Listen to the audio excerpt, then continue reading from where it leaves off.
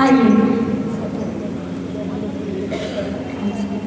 शिव गुरु के चरणों में प्रणाम, माँ भवानी के चरणों में प्रणाम, सभी देवी देवता के चरणों में प्रणाम, हरेंद्र भैया नीलम जी के चरणों में प्रणाम। इस शिव चर्चा में जितने भी माँ गुरु बहने का आगमन हुआ है उन सबको चरणों में प्रणाम स्वीकार करना है। शिव गुरु स्वीकार करना। शिव गुरु देवों के देव महादिदेव है। कहते हैं कि शिव चर्चा क्या है, तो आइए हम बताते हैं। इनको दुनिया के जगत के सारे लोग जानते हैं, हम महादेव को ही शिव गुरु मानते हैं। कितनों का कहना क्या होता है कि शिव गुरु कौन है, तो आइए हम शिव गुरु को साक्षात दर्शन कराते हैं, वो हमारे सामने है। एक समय की बात है, जैसे आप हैं जैसे हम हैं वैसे ही हमारे नीलम भैया, ये हरेंद्र भैया, नीलम दीदी दोनों मियाँ बीवी थे। दोनों ने मरघट में जाकर 14 बरस तपस्या किए थे। वो अच्छे परिवार से थे, ये नहीं उनके पास कुछ ऐसा नहीं था, वो मजबूरी में कहीं गुरु को बनाने के लिए उधर भटकते थे, ऐसा कुछ नहीं। वो बहुत अच्छा परिवार से थे, वो अच्छा परिवार से थे। वो गुरु बनाने के लिए कितनी जगह गए, लेकिन कहते हैं ना कि जब मन ना भाया तो फिर किस चीज का। जब उनको किसी से मन नहीं भाया तो वो हमारे भोले बाबा के चरणों में गिर गए और बोले कि हे शिव गुरु, मैं आप ही को गुरु मानती हूँ और आपको ही मैं इस जगत में गुरु के नाम से पूरे संसार में आप ही गुरु हैं। मैं आपके बारे में ही पूरे संसार में फैलाऊंगी कि आप ही मेरे गुरु हैं। तो वो 14 बरस कहते हैं कि कोई चीज पाने के लिए कुछ न कुछ तो खोना पड़ता है। वो घर द्वार छोड़ के 14 बरस मरघट में तपस्या किए थे, जहाँ शमशान घाट होती है, जहाँ मुर्दा जलती है, वहाँ पे जाके 14 बरस उन्होंने तपस्या किए थे, दोनों मियाँ बीवी मिलके। तब जा करके है आजकल का ये कलयुग में किसी का हिम्मत जो शमशान घाट में बैठ के एक दिन भी कोई बैठ के भगवान गंगा के किनारे कोई तपस्या करके दिखा दे, नहीं। लेकिन उनमें इतना हिम्मत था। अब वो हिम्मत देने वाले हमारे शिव गुरु थे, हमारे भोलेनाथ हैं, जो दुनिया के कहते कि भोले भाले, इनकी नाम कितना है। कोई महादेव के नाम से जानता है, कोई भोले बाबा के नाम से जानता है। तो हमारे भोले बाबा बहुत भोले हैं, इनकी दया उन पर पड़ी और इनके कारण ना कोई डर ना कोई भय, और उन्होंने 14 बरस तपस्या मरघट में जाकर करी। तब जाकर के यही हमारे शिव भोले प्रकट हुए थे। आप ज्योतिर्लिंग में गोल गोल में देखिए, उसी रूप में वो प्रकट हुए थे। तब जाकर के वो हरेंद्र भैया और नीलम दीदी से बोले कि तुम इतना 14 बरस तपस्या किए हो, आखिर क्या चाहिए तुम्हें। तब बोले थे कि हे शिव गुरु, हमें कुछ नहीं चाहिए। ये संसार में जो अति हो रहे हैं, माता पिता को कोई समझ नहीं रहा है, भाई बहन को कोई नहीं समझ रहा है, एक दूसरे से लोग झगड़ रहे हैं, पर ऐसा क्यों करते हैं। मैं इसको ये नहीं चाहती हूँ कि लोग घर घर में झगड़ा हो, कोई अपने माता पिता को मतलब बुरा दृष्टि से देखे,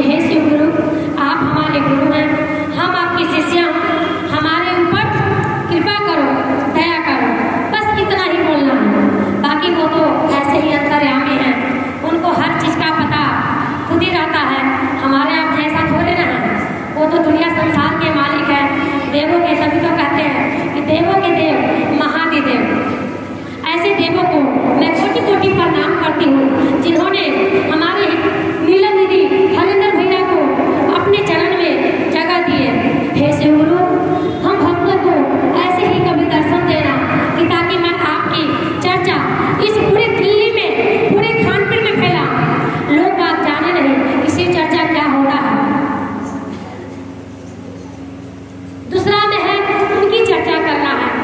जैसे मैं आपसे बोली, आप किसी और से बोली, मतलब कि वही किसी गुरु देव महादेव हैं, उनको तुम अपना के देखो, तब पता चलेगा कि हमारे गुरु में क्या है। अगर कहते हैं कि भगवान भाव के भूखे रहते हैं, अगर भगवान के पास आप खाली भर के भेंट चढ़ा रहे हैं, उससे उनका कोई मतलब नहीं होता है। भेंट चढ़ा दे और ध्यान कहीं और है, उससे उनको कोई क्या चढ़ा रहा है, चाहे तो दूध ही ढा रहा है, चाहे तो खोवा मलाई ही चढ़ा रहा है, उससे उनको कोई मतलब नहीं रहता है। वो तो भाव के भूखे रहते हैं। अगर उनके प्रति मैं सच्चा भाव करूँ तो बस वो भाव खाते हैं। बाकी ऐसा कुछ नहीं है कि हम भोले बाबा के लिए इतना सारा प्रसाद चढ़ाएंगे। बस अपना तन मन धन भोले बाबा पे लगा दीजिए, सबका बेड़ा पार ऐसे ही भोला बाबा कर देंगे। तीसरा में नमः शिवाय का जाप करना है। जो जानते हैं और जो ना जानते हैं, हर लोग भगवान के शिव भोले के मंदिर में चाहे तो रुद्राक्ष की माला से, चाहे तो हाथ से, हर इंसान आके माला जपता है। इसमें कहने वाली कोई बात नहीं। लेकिन हम जब गुरु का ज्ञान ले लेते हैं तो उनका 3 सूत्र है और ये पालन करना हमें बहुत जरूरी होता है। तो इसलिए ये तीसरा में नमः शिवाय का जाप हम 108 बार करेंगे। अगर आपके पास रुद्राक्ष की माला है तो अति सुंदर है, उसमें कहने की कोई बात ही नहीं है। अगर कोई गुरु गहना के पास नहीं है तो हम हाथ से भी करेंगे। अगर हाथ से आप जैसे गलती हो जा रहा है, आपको गिनने में दिक्कत हो रही है, तो आप सिर्फ अल्पा जाप कर लीजिए। मन ही मन में नमः शिवाय का जाप कर लीजिए। उसमें ये नहीं कि आप कितनी बार करें, 5 मिनट, 10 मिनट, 15 मिनट। सबसे आसान तरीका है अल्पा जाप की। उनके शिव गुरु के चरणों में गिर जाएंगे, हे शिव गुरु, अगर हमसे कोई बोलने में कोई भाषा टूट हो गई हो तो प्लीज आप अपना शिव परिवार समझ के मुझे माफ करना। वो शिव गुरु भगवान की जय। ऐसे ही आइए कहानी कहती हूँ। एक दूध बेचने वाला था, वो दूध बेच के ही अपने परिवार को चलाता था। हर दिन दूध बेचता, गाय रखा हुआ था, गाय में से दूध निकालता और सबसे पहले वो भगवान भोले के लिए 1 लोटा दूध रखता और भगवान शिव भोले के मंदिर में जाता और 1 लोटा जल पहले भगवान को अर्पण करता, तब भी वो घर से दूध बेचने के लिए कहीं बाहर निकलता। उसका रोज का ऐसे ही चलता था। लोग बाग कहते थे कि पता नहीं ये कैसा है, रोज रोज ये दूध भोले बाबा पे चढ़ाता है। लोग बाग तो कहता था कि लोग बाग तो पानी फेंक के पानी उसमें डाल के चढ़ाते हैं, मैं तो भोले बाबा को, क्योंकि भोले बाबा का सेहत बना है इसलिए मैं दूध में पानी नहीं डालता हूँ, बिल्कुल साक्षात दूध में भोले बाबा पे चढ़ाता हूँ। ऐसे ऐसे ही दिन उसका गुजरते गया। परिवार वैसे ही दूध बेच के ही अपना जीवन को पालता रहा। एक दिन ऐसा हुआ, इतनी तेज की बारिश, आपको पता ही है कि सावन भादों के महीना में कभी कभी बारिश ना होती है तो नहीं ही होती है, अगर होती है तो कहीं घर से निकलना भी मुश्किल हो जाता है। लेकिन जिसको रोज काम करना है वो तो किसी तरह जाएंगे, अगर उसी पर निर्भर है, अगर नहीं जाएंगे तो ये भगवान जो पेट किए वो कहाँ से चलेगा। तो एक दिन ऐसा हुआ, इतनी तेज बारिश आ गई और बारिश के वजह से वो दूध बेचने नहीं गया। वो दूध वाला दूध बेचने नहीं गया और उसके पास बहुत सारा दूध हो गया। अब करे तो क्या करे, अब भाई हो गया अंधेरा, बारिश होते होते अंधेरा हो गया।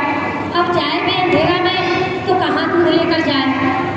गया भगवान के मंदिर में, बोला कि आज मैं सारे दूध भोले बाबा पे चढ़ाया था। गया मंदिर में, पुजारी होते ही गए। पुजारी बोले, भाई इतना दूध तुम भोले बाबा पे चढ़ाओगे, बेकार के लिए नाली में चला जाएगा, तुम इसका खीर बनाओ और खीर बना के प्रसाद बना के और हमारे शिव गुरु को भोग लगा दो। बाकी जो बचेंगे हम प्रसाद के रूप में सब जगह बांट देंगे गाँव भर में। बेचारा ऐसा नहीं किया। बोला पुजारी ठीक ही कह रहे हैं। गया अपना घर, बढ़िया से खीरवार बना के और भगवान के मंदिर में आया और शिव गुरु को भोग लगाया। भोग लगाने के बाद वो पूरे प्रसाद, बहुत सारा खीर बनाया था, उतना भोले बाबा थोड़े ना खा जाते, सारा प्रसाद बचा, पुजारी लोगों को बांट दिया, जितने पुजारी सबको भर भर के खिला दिया। उसके बाद वो प्रसाद पूरे गांव भर में बंटवा दिया और पार्वती माँ हंसने लगी, बोलने लगी, हे प्रभु, आपके तो शिष्य का कोई कुछ कहा नहीं जा सकता, चलो इसकी परीक्षा लेते हैं, पता नहीं इसके मन में कोई काला हो, ये दिखाने के लिए प्रसाद बांट रहा हो। पार्वती हंसकर बोली, हमारे भोलेनाथ से। भोले बाबा बोले, नहीं, वो मेरा सच्चा भक्त है, वो हर दिन पहले हम पर दूध चढ़ाता है, तब जाके वो दूध बेचने जाता है। पार्वती बोली, आपको क्या पता, आप तो ऐसे ही भोले भाले हो, किसी पर विश्वास कर लेते हो, चलो हम इसे परखते हैं। भोले बाबा आके एक ब्राह्मण के रूप पकड़ लिए और एक ब्राह्मणी के रूप, दोनों मिलके और भगवान के मंदिर में आगे जाकर बैठ गए। भाई आएगा तो दरवाजे से ही तो आएगा, आए।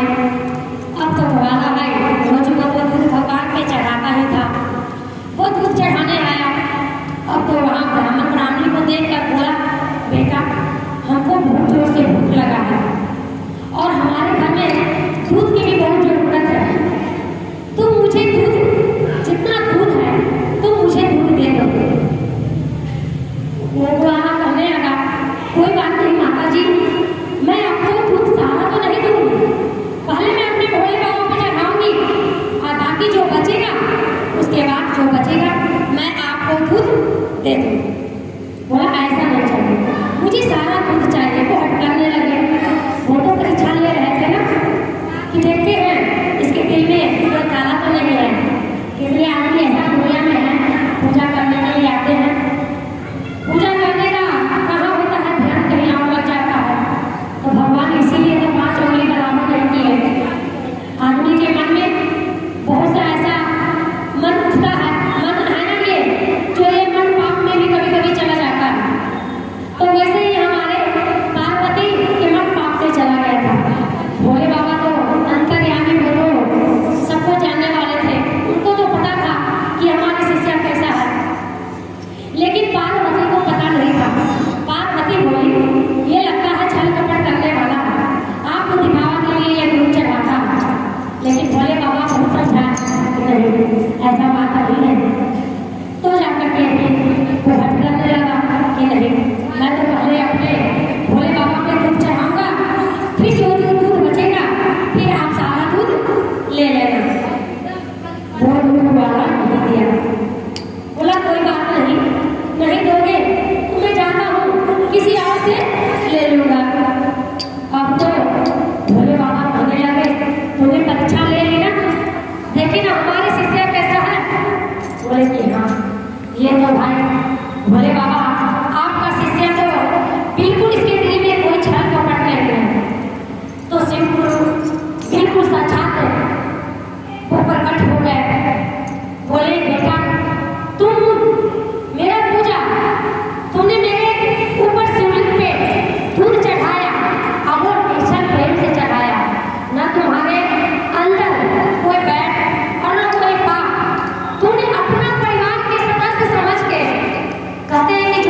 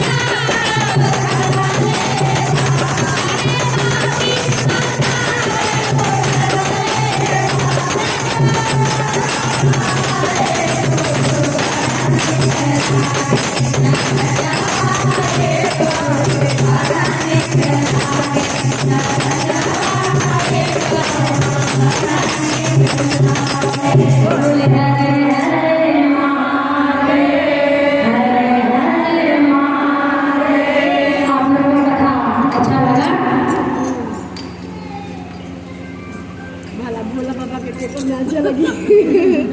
ये बात पूछे वाला है।